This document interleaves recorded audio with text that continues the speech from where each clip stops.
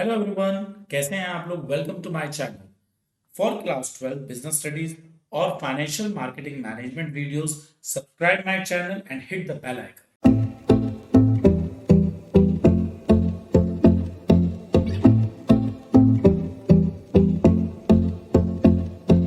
आज हम लोग प्लानिंग का लास्ट लेक्चर खत्म करने वाले हैं और इससे हमारा आज ये चैप्टर कंप्लीट हो जाएगा। इससे पहले मैंने आपको प्रोसेस ऑफ प्लानिंग कराया है और आज हमारा सबसे इंपॉर्टेंट टॉपिक है types of plan. Remember, types of plan से इस चैप्टर में सबसे ज्यादा क्वेश्चंस आते हैं और सबसे ज्यादा केस स्टडीज भी इसमें से पूछी जाती है। तो लेक्चर के लास्ट तक बने रहिएगा और आपको सारे कंफ्यूजन इस टाइप्स ऑफ प्लान के इस लेक्चर से पूरे हो जाएंगे। Explain the types of plan.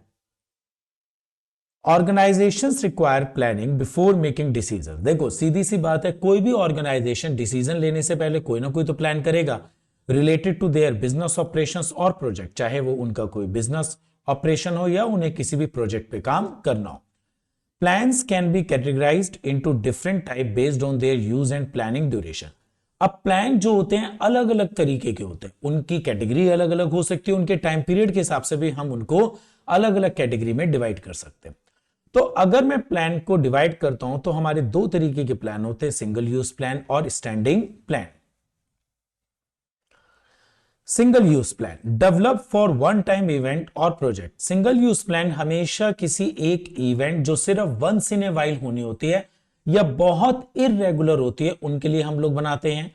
Not likely to be repeated, और ये जो प्लान होते हैं ये कभी भी रिपीट नहीं होते। अब सिंगल यूज प्लान की जो ड्यूरेशन होती है वो हमारे प्रोजेक्ट पे डिपेंड करती है। कभी कभी ये ड्यूरेशन एक दिन भी हो सकती है और कभी कभी कुछ हफ्ते और महीने भी हो सकते हैं। अगर मैं सिंगल यूज प्लान के अंदर कंसीडर करता हूं तो एक आपका आता है बजट, प्रोग्राम और projects. Standing plan used for recurring activity. जैसे सिंगल यूज प्लान सिर्फ एक टाइम इवेंट के लिए होते हैं, सिंगल इवेंट के लिए होते हैं, ऐसे अगर कोई एक्टिविटी रेगुलर रीअकरेंस पर है तो उसके लिए हम लोग स्टैंडिंग प्लान्स बनाते हैं। That happens regularly over an extended period. Designed to ensure smooth internal operation. Normally single use plan का जो मेन पर्पस होता है ऑपरेशंस को स्मूथ चलाने के लिए होता है कि ऑर्गेनाइजेशन में जो रिपीटेटिव एक्टिविटीज हैं वो बिना किसी हिंड्रेंस के चलती रहे। टिपिकली डेवलप्ड वंस, इनको हम एक बार डेवलप करते हैं but may be modified as needed to adapt changes business requirement. लेकिन समय के साथ साथ हम इनको मॉडिफाई करते रहते हैं। अब हम लोग स्टैंडिंग प्लान के अंदर पॉलिसीज को काउंट करते हैं, प्रोसीजर, मेथड और रूल्स को काउंट करते हैं। यहां पर आपके पास मोर ओवर 1 मार्क्स में क्वेश्चन पूछा जाता है कि आप पॉलिसी, प्रोसीजर या बजट इनको किस कैटेगरी ऑफ प्लान में काउंट करते हैं। तो इससे आपको यह पता लग जाएगा, पॉलिसी, प्रोसीजर आपके स्टैंडिंग प्लान में आते हैं और जो बजट है आपका सिंगल यूज में आते हैं। Now the first is objective. अब किसी भी ऑर्गेनाइजेशन के जो ऑब्जेक्टिव्स होते हैं, दैट मींस जो गोल होते हैं, वो बहुत अलग अलग तरीके के होते हैं। कुछ ऑर्गेनाइजेशन अपनी सेल को 10% से राइज करना चाहते हैं। कुछ organisations earn a reasonable rate of return on investment. वो चाहते हैं कि जितना भी उन्होंने पैसा इन्वेस्ट करा है उस पर एक सफिशिएंट अमाउंट ऑफ रिटर्न्स मिले। और कुछ ऑर्गेनाइजेशन चाहते हैं earn a 20% profit from business, कि हमें 20% प्रॉफिट राइज होना चाहिए। तो यहां पर अलग अलग ऑर्गेनाइजेशन के अलग अलग गोल हैं। Objectives are the desired future position. तो ऑब्जेक्टिव्स क्या है हमारे? डिजायर्ड फ्यूचर पोजीशन है। दैट मींस ऑर्गेनाइजेशन फ्यूचर में क्या अटेन करना चाहता है, क्या अचीव करना चाहता है, यही हमारे ऑब्जेक्टिव्स होते हैं। एक ऑर्गेनाइजेशन सेल राइज करना चाहता है, कुछ ऑर्गेनाइजेशंस इन्वेस्टमेंट पर अच्छे रिटर्न्स चाहते हैं और कुछ ऑर्गेनाइजेशंस प्रॉफिट को राइज करना चाहते हैं। That an organization aim to achieve. They provide a clear direction for the organization activity. अब डेफिनेटली कोई भी ऑर्गेनाइजेशन जो भी एक्टिविटी करेगा वो अपने टारगेट्स को अचीव करने के लिए करेगा। किसी भी ऑब्जेक्टिव में जो बेसिक कैरेक्टरिस्टिक्स होनी चाहिए वो है, number 1, desired future position. Objective represent what the organisation want to achieve in the future. हर एक ऑर्गेनाइजेशन ये चाहता है कि वो फ्यूचर में अपना टारगेट अचीव करे, तो इसका मतलब ऑब्जेक्टिव है आपकी desired future position. Second is measurable. Objective should be in quantity. देखो, अगर आपका टारगेट क्वांटिटी में नहीं होगा तो आपको उसे मेजर करना बहुत मुश्किल होगा। कैसे? अगर आप एज ए स्टूडेंट ये सोचते हैं कि मुझे बहुत अच्छे नंबर चाहिए तो देखो बहुत अच्छे की कोई डेफिनेशन नहीं है। एक बच्चा जो कंपार्ट लेके आ चुका है उसके लिए बहुत अच्छे मार्क्स होते हैं, सिर्फ पासिंग मार्क्स, और एक बच्चा जो 95 लेकर आता है उसके लिए बहुत अच्छे होते हैं 97, 98 या 99 और 100%। तो यहां पर बहुत अच्छे की कोई डेफिनेशन नहीं है। तो अगर हर एक स्टूडेंट अपने टारगेट को क्वांटिटी में डिसाइड करता है कि मुझे 80% चाहिए, मुझे 95% चाहिए या मुझे 45% चाहिए, तो ये जो गोल है, ये जो टारगेट है, हम इजीली मेजर कर सकते हैं। टाइम बाउंड, आपको क्या लगता है, आप लोगों ने अपने 12th का परसेंटेज डिसाइड करा लेकिन उसमें टाइम पीरियड कुछ रखा ही नहीं कि मुझे तो 95% चाहिए, चाहे वो इस साल के एग्जाम में आए या अगले साल के एग्जाम में आए। क्या ये चीज प्रैक्टिकल पॉसिबल है? बिल्कुल भी नहीं। तो इसका मतलब टारगेट तब तक हमारा अचीव नहीं होगा जब तक कि हम उसमें कुछ टाइम मेजरमेंट्स को नहीं रखते। Objective should have a specified time frame, objective का एक टाइम फ्रेम होता है within which they are to be achieved, और उसी टाइम फ्रेम में उनको अचीव करना होता है। This helps in monitoring progress. अगर आपने कोई टारगेट सेट करा, टारगेट का एक टाइम फ्रेम रखा, तो डेफिनेटली आप अपने प्रोग्रेस को मॉनिटर कर सकते हैं। Strategy, a strategy is a crucial aspect of an organization planning process. Strategy किसी भी प्लानिंग का एक सबसे क्रूशियल पार्ट होता है। It outlines the broad framework for an organization business activity. तो किसी भी ऑर्गेनाइजेशन की बिजनेस एक्टिविटी के लिए एक बहुत ही ब्रॉड फ्रेमवर्क है। इसके अंदर नॉर्मली ऑर्गेनाइजेशन जो है लॉन्ग टर्म स्कोप को डिजाइन करता है। A strategy is a comprehensive plan. Remember, अगर कभी भी आपके पास केस स्टडी में comprehensive plan वर्ड आएगा तो आंसर आपका स्ट्रेटेजी रहेगा। Designed to achieve the organization's objective. Provides a roadmap for the organization. Objective जो पूरा करने के लिए हम जो भी स्ट्रेटेजी बनाते हैं किसी भी ऑर्गेनाइजेशन के लिए, वो एक तरीके से स्ट्रेटेजी ऑर्गेनाइजेशन की रोड मैप होती है। Guiding its action and decision. For example, a marketing strategy involve addressing question such as target customer. आपने मार्केटिंग स्ट्रेटेजी बनाई है, आप अपनी कंपनी की मार्केटिंग को बहुत एनरिच करना चाहते हैं, तो उसकी स्ट्रेटेजी में आपके पास कुछ क्वेश्चंस हैं, जैसे आपके टारगेट कस्टमर्स क्या हैं, किस प्रोडक्ट की डिमांड मार्केट में ज्यादा है, आपका डिस्ट्रीब्यूशन चैनल डायरेक्ट है या इनडायरेक्ट है, प्राइस को लेकर आपकी क्या पॉलिसी है, आप प्राइस हायर एंड पर रख रहे हैं या लोअर एंड पर रख रहे हैं, और एडवर्टाइजिंग आप किस तरीके से करना चाहते हैं। Components of strategy, determining long term objective. हमेशा स्ट्रेटेजी में हम अपने टारगेट लॉन्ग टर्म के लिए डिजाइन करते हैं। Strategies involve setting long term goal. Strategy में आपके टारगेट हमेशा लॉन्ग टर्म के लिए होते हैं। Objectives that provide a sense of purpose and direction for the organization. और बेसिकली ऑब्जेक्टिव्स क्या होते हैं? किसी भी ऑर्गेनाइजेशन का वो पर्पस होता है जो कोई भी ऑर्गेनाइजेशन अचीव करना चाहता है। Adopting a particular course of action. A strategy outlines the specific action and approach that organization will take to achieve its objective. अगर हम बात स्ट्रेटेजी की करते हैं तो किसी भी स्ट्रेटेजी को अडॉप्ट करके ऑर्गेनाइजेशन अपने ऑब्जेक्टिव्स, अपने टारगेट को फुलफिल करता है। Allocating resources, it involve the allocation of resources. Strategy में हम लोग कहीं ना कहीं रिसोर्सेज को भी एलोकेट करते हैं। किसी भी ऑर्गेनाइजेशन की स्ट्रेटेजी में टारगेट पूरा करने के लिए अगर फाइनेंशियल रिसोर्सेज चाहिए, ह्यूमन रिसोर्सेज चाहिए या टेक्नोलॉजिकल रिसोर्सेज चाहिए, उन सबको भी असेंबल किया जाता है। Policies, policies are general statement और गाइडलाइंस। एक तरीके से पॉलिसी जो होती है गाइडलाइंस होती है that direct thinking and channelize effort in a specific direction, जो किसी भी ऑर्गेनाइजेशन के एक तरीके से टारगेट को पूरा करने के लिए आपको एक चैनलाइज डायरेक्शन देते हैं। तो पॉलिसी आपको एक आइडिया देते हैं किसी भी टारगेट को किस तरीके से हम पूरा कर सकते हैं। They serve as a guide. Policy आपको हमेशा गाइडलाइंस देते हैं for making decision in alignment with the organisation objective, और इन गाइडलाइन से आप किसी भी ऑर्गेनाइजेशन का टारगेट अचीव कर सकते हैं। Establishing policy make it easier to address and resolve problem. अगर हम किसी भी ऑर्गेनाइजेशन में कुछ भी पॉलिसीज को सेट करते हैं तो उस ऑर्गेनाइजेशन की प्रॉब्लम्स को बहुत हद तक खत्म कर सकते हैं। फॉर एन एग्जाम्पल, ऑर्गेनाइजेशंस के अंदर, स्कूल्स के अंदर ये पॉलिसी होती है कि आप लाइब्रेरी की book with in 7 days return करेंगे।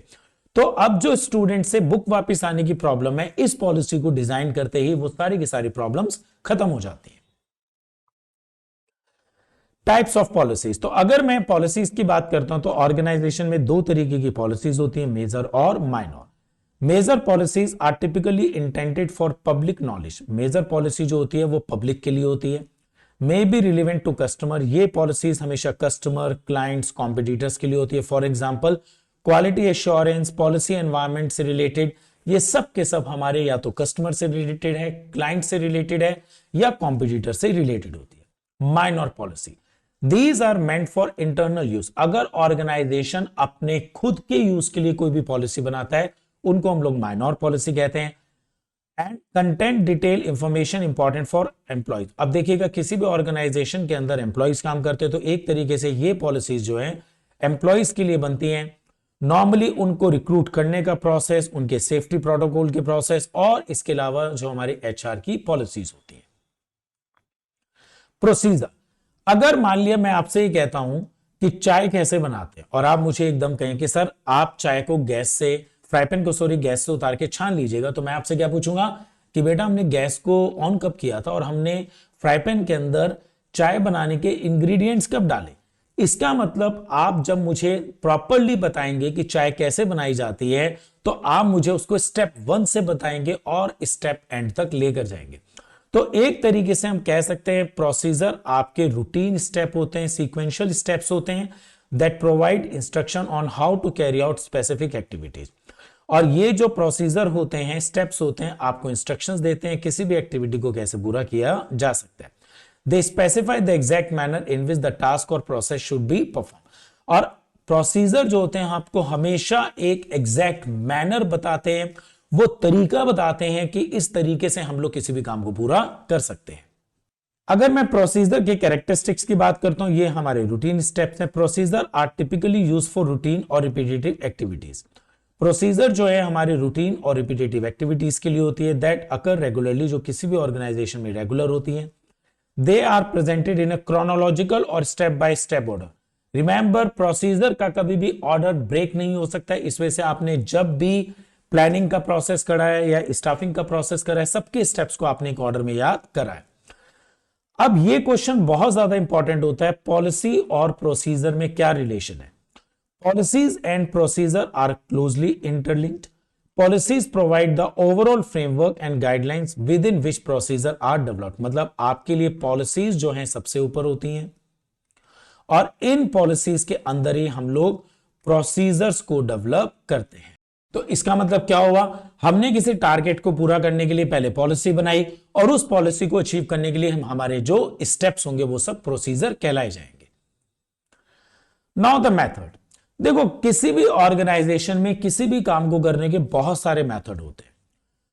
Like training method, method for imparting training to employ at various level within the organization. मतलब किसी भी ऑर्गेनाइजेशन में अलग अलग लेवल के एम्प्लॉयज को ट्रेनिंग देने के अलग अलग मेथड होते हैं। फॉर हायर लेवल मैनेजमेंट हम लोग नॉर्मली लेक्चर या सेमिनार्स का यूज करते हैं ट्रेनिंग देने के लिए, लेकिन सुपरवाइजरी लेवल के लिए on the job training, work oriented method का यूज किया जाता है, और उनको टाइम टाइम पर मॉनिटर भी किया जाता है। मैन्युफैक्चरिंग मेथड में ट्रेनिंग के लिए मैन्युफैक्चरिंग मेथड में include specific techniques for assembling products. Manufacturing method में हम लोग प्रोडक्ट को असेंबल करने की ट्रेनिंग देते हैं, क्वालिटी कंट्रोल की ट्रेनिंग देते हैं, और प्रोडक्शन लाइन की ट्रेनिंग देते हैं।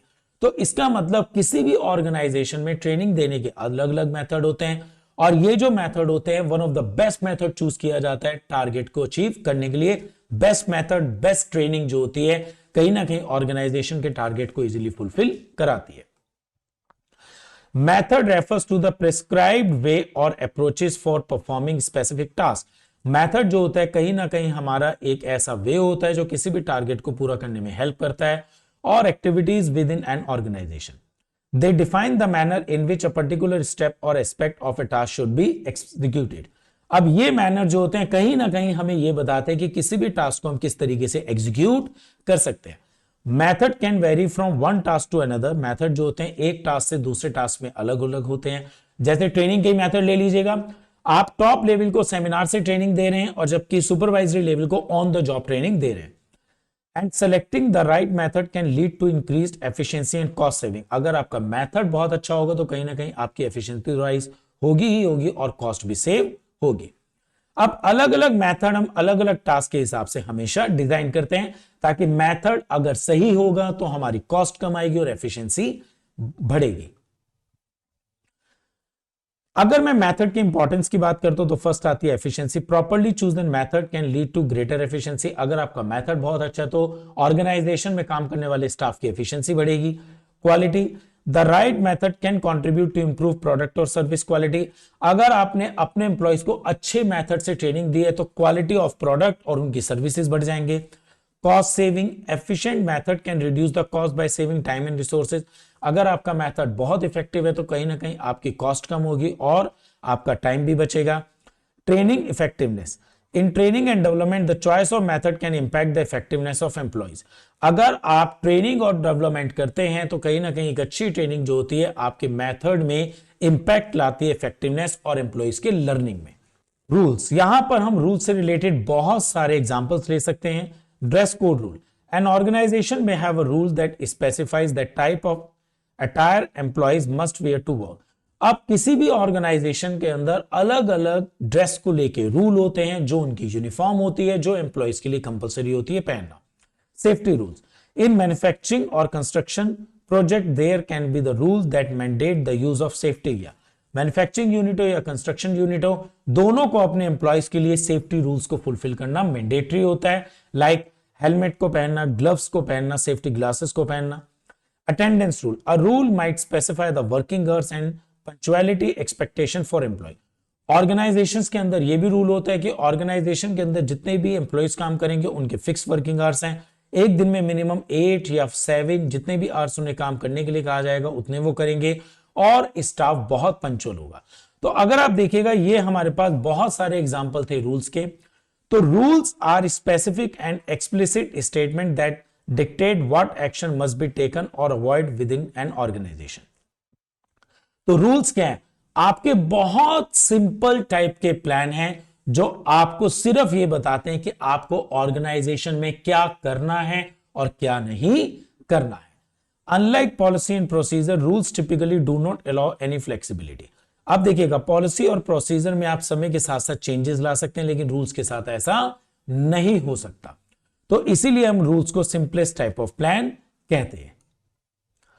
रूल्स की characteristic, specificity, rules are highly specific and leave no room for interpretation. Rules बहुत स्पेसिफिक है, इनमें कोई भी फ्लेक्सिबिलिटी नहीं है। They state exactly what must और must not be done. Rules के अकॉर्डिंग क्या किया जाना चाहिए, क्या नहीं किया जाना चाहिए, यह बहुत स्ट्रिक्टली बताया जाता है। फॉर एन एग्जाम्पल, अगर गवर्नमेंट ऑफिस के अंदर लिखा हुआ है कि स्मोकिंग इज प्रोहिबिटेड, तो दिस इज द रूल और वो रूल बहुत सिंपल है, आप उसको वायलेट नहीं कर सकते। Lack of flexibility, rules are inflexible and do not pertain deviation. Rule जो होते हैं आपके बहुत फ्लेक्सिबल होते हैं। ये नहीं हो सकता है कि लिखा हुआ है गवर्नमेंट ऑफिस में स्मोकिंग इज नॉट अलाउड और वहां पर आप पूछ रहे हैं क्या मैं आधी सिगरेट पी सकता हूं, तो ऐसे कोई भी रूल के अंदर फ्लेक्सिबिलिटी नहीं हो सकती। Clarity, rules are typically clear and unambiguous, living no room for confusion. Rules बहुत क्लियर हैं, या तो ये रूल फॉलो होगा या रूल फॉलो नहीं होगा, इसमें कहीं भी कोई कंफ्यूजन या मिसअंडरस्टैंडिंग नहीं होती। Programmes, programmes are comprehensive and detailed statement that provide a blueprint for execution of a project. Programs आपके comprehensive और detailed statement होते हैं जो किसी भी प्रोजेक्ट के एग्जीक्यूशन के लिए जरूरी होते हैं। अब प्रोग्राम्स के अंदर आप लोग objective, policy, procedure, rule, task, budget, इन सबको आप इंक्लूड कर सकते हैं। मतलब प्रोग्राम एक अम्ब्रेला है और ये सब उस अम्ब्रेला के नीचे आने वाले कंटेंट्स हैं।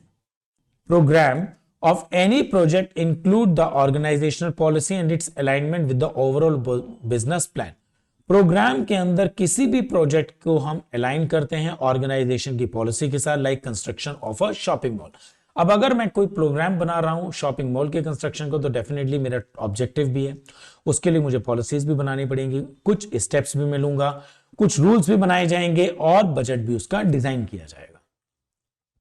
तो अगर मैं कंपोनेंट ऑफ प्रोग्राम की बात करता हूं तो objective, policy, procedure, rule, resources और बजट, ये सारे के सारे हमारे प्रोग्राम के कंपोनेंट हैं। बजट, अब budget is a financial plan that express expected results in numerical terms. Remember, budget को हम लोग हमेशा नंबर्स में एक्सप्लेन करते हैं। It quantifies future facts and figure. कहीं ना कहीं बजट जो होता है हमेशा क्वांटिटी में होता है। Budget are commonly use for planning. अब जब भी आप किसी भी चीज के लिए प्लानिंग करते हो तो डेफिनेटली आप उसका बजट भी बनाते हैं। किसी भी चीज को कंट्रोल करने के लिए भी बजट बनाया जाता है और परफॉर्मेंस के लिए भी बजट बनाया जाता है। बजट की जो कैरेक्टरिस्टिक है, first is numerical expression. Budget are represented in numerical term, budget को हम हमेशा नंबर्स में एक्सप्रेस करते हैं, हमेशा बजट को फिगर्स और अमाउंट में एक्सप्रेस किया जाता है। अब अगर मैं टाइप्स ऑफ बजट की बात करता हूं, सेल बजट, सेल बजट जो होता है आपको फोरकास्ट करता है ऑर्गेनाइजेशन की सेल, चाहे वो अलग अलग प्रोडक्ट की सेल हो या किसी सर्विसेज की सेल हो। Production budget determines the number of units to be produce to meet sale target, sale target को पूरा करने के लिए कितनी हमें यूनिट प्रोड्यूस करनी है, यह हमें प्रोडक्शन बजट बताता है। Sorry, expenses budget, estimate operating expenses for given period, expenses budget जो होता है आपको यह बताता है कि आपके एक साल में कितने एस्टिमेटेड एक्सपेंसेस हैं जो ऑर्गेनाइजेशन के हो सकते हैं। तो अल्टीमेटली मैंने यहां पर आपके सारे के सारे टाइप्स ऑफ प्लान को कवर कर लिया और आज हमारा ये चैप्टर पूरा हो गया। एज आई ऑलवेज सेज, पढ़ाई कभी भी मुश्किल नहीं होती, सिर्फ उसे आसान बनाना पड़ता है। आप स्क्रीनशॉट लीजिएगा, रेगुलर इनको रिवाइज करिएगा, पढ़ाई बहुत आसान हो जाएगी। Thank you.